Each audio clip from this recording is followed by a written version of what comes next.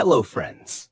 Have you ever encountered messages like, "Your software is not genuine," while using Adobe products?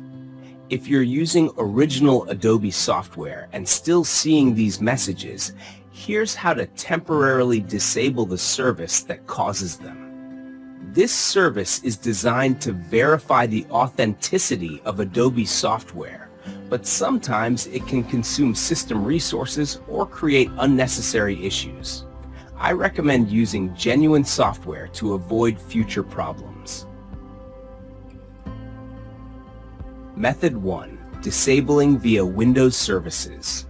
Press Windows and R keys to open the Run window. Type services.msc and press Enter. In the Services window, find Adobe Genuine Software Integrity Service.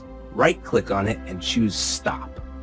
Right-click again, select Properties, and from the Startup Type drop-down, choose Disabled. Click OK to save the settings.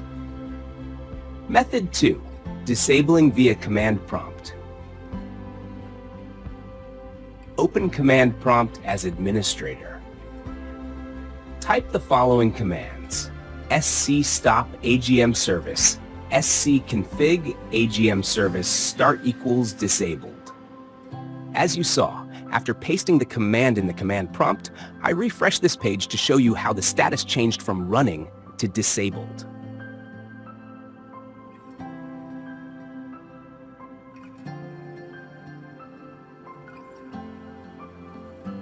After restarting your system, you should no longer see the "Your software is not genuine" message.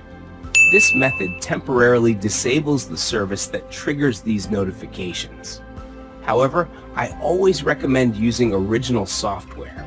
It ensures better system stability, access to official updates, and stronger protection against security risks. That's it for today's video. If you found it helpful, don't forget to give it a thumbs up and subscribe for more content like this.